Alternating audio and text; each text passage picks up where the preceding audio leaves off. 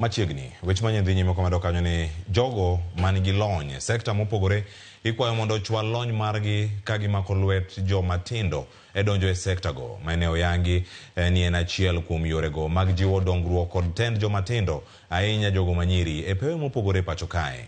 Mabende ne oyangi kinde mane yango jata tije manyien mar riwruok mar majiwo ngima nyiri e kar dak ma Kibra Polycom Girls. Jailieta nigi Mako. Thuondi mine e pewe mopogore pacho ka norado e romoni ka irwakogi kod mor, ilo kod sigalagala. Gichopo kae mar konyo mine kod nyiri matindo ka gimako lwetgi kendo tayogi e pewe mag tije kod lony kaka mane gibedoe. Ka gisebedo piny, mana kaka Yesu noluoko tiend jolupne, nyiri matindo okaw thuolo mar luoko tiend minegi kaka yorno mar bolruok kendo rwako puonj magidhi yudo kuomgi.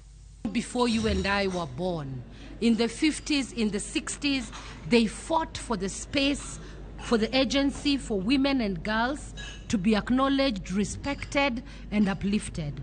And now today, we are in 2024, we look back and we say, we know that you went back and opened the space for us. We have come to say thank you and to come and seek your wisdom because we know that you know what we don't know. Minegi motingo ekin mamoko Mama Jael Mbogo, jasiasa mara huma, Lina Jebi Kilimo, mabende kedo ne tieko nyange mar nyiri, Zipora Kitonyi ekin mine mamoko matene, ochopo kae mondo gichwal lony margi, kendo gimak lwet mine kod nyiri mantiere pewe manegi kale mar konyogi rieny kundego. Ki watayo mena jomatindo nikech wan ne onge ng'ama otayowa.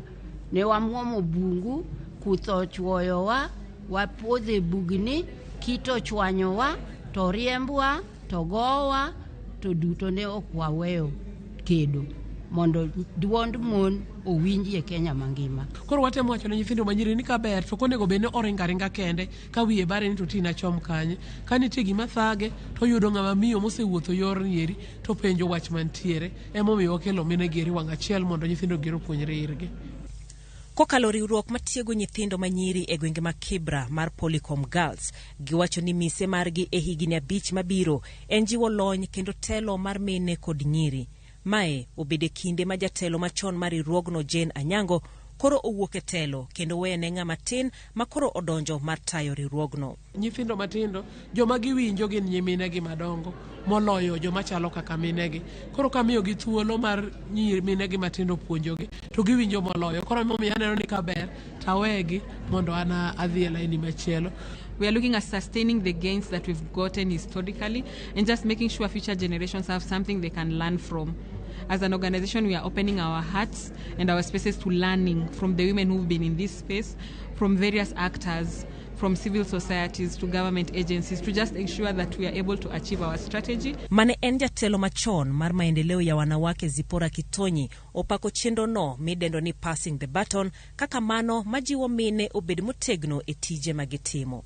Looking at the young girls sitting in this room, it really gives me joy to say that there is somebody somewhere who cares. When I was growing as a young girl, I could see the role my mother was playing with younger women, trying to hand over, teaching them how to care for their babies, and I could see a lot of joy in that.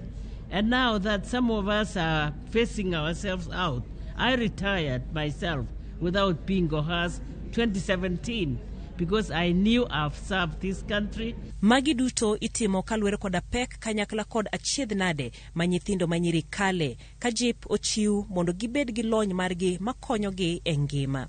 Maduong' ma gitimo en mondo nyithindo manyiri ma korka piny ma iluongo ni teenagers mondo kik gidonji e ngima mar dhi tedo piyo, nyuol mapiyo nikech mage gik mang'eny matimore mwalo kuro kaluwore gi yuto matin manitiere dala.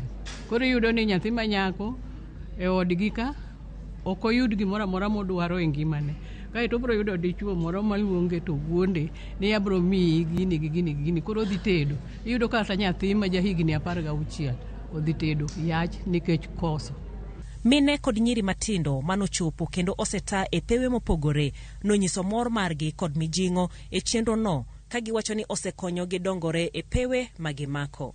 Abedo nyako man gi mijingo mar dhi mbele kendo anyalo dhi ma vai for spaces kendo kaka kawuono anyalo wacho ni an vice chairperson mar Youth Advisory Committee Embassy of Netherlands. Jakedo na ratich oganda kendo jatene e pauno Wahukara nopako okang'no kowacho ni omor ni lony margi medore nyaka anyuola e kinde mabiro kojiwo jomatindo bende ochwal kony momige ni jowetegi kasagi oromo. I was not only passing the baton, but I was experiencing transition for further generations. Because I'm a mother, and I'm a grandmother, and we had a great-mother, great-grandmother, and great-grandmother among us. You can imagine is the total sum. As Kenyan history can record, and therefore we are recording the unrecorded history.